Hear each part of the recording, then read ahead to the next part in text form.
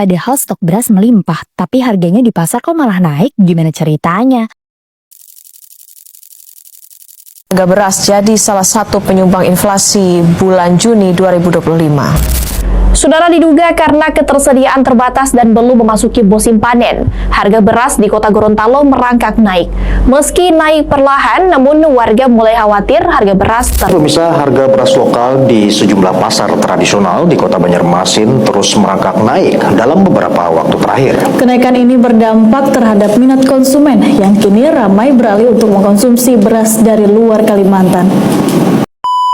Pernah nggak ketika kamu lagi belanjaan terus kaget lihat harga beras dulu 10-12 ribu aja, sekarang bisa tembus 16-18 ribu per kilo. Kenaikan harga beras ini terkait dengan isu yang lebih besar seperti inflasi, supply chain, climate impact, sampai kebijakan impor pemerintah. Fakta kenaikan harga beras. Menurut Badan Pangan Nasional Bappenas, harga beras naik sekitar 20-30 sepanjang 2023 sampai Februari tahun 2024. Harga beras premium di beberapa daerah bahkan sempat tembus Rp18.000 per kilogram. Dan menariknya, kalau dibandingkan dengan negara tetangga, harga beras Indonesia termasuk yang paling tinggi di Asia Tenggara, berdasarkan data kata data yang mengacu pada FAO 2022.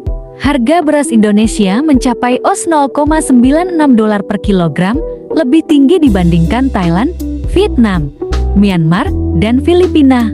So clearly, kenaikan harga beras bukan cuma masalah di pasar lokal, this has become a nationwide economic issue. So why did this happen?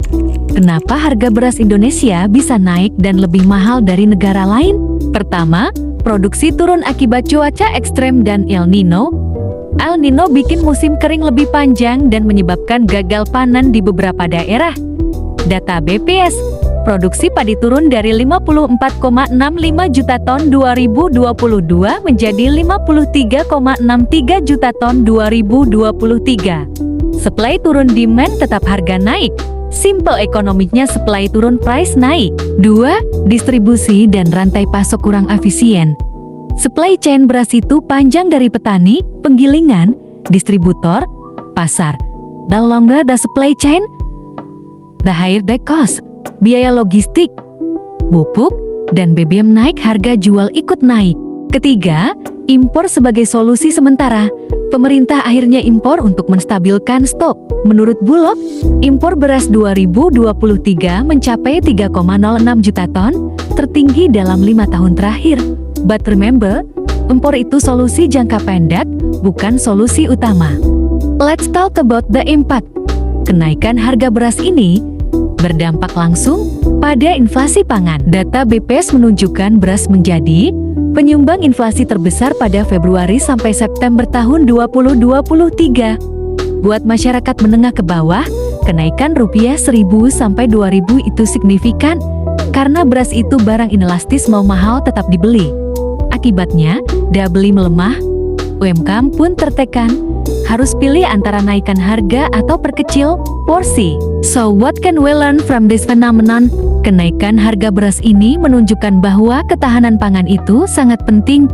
A country can rely to make on imports, especially for staple foods.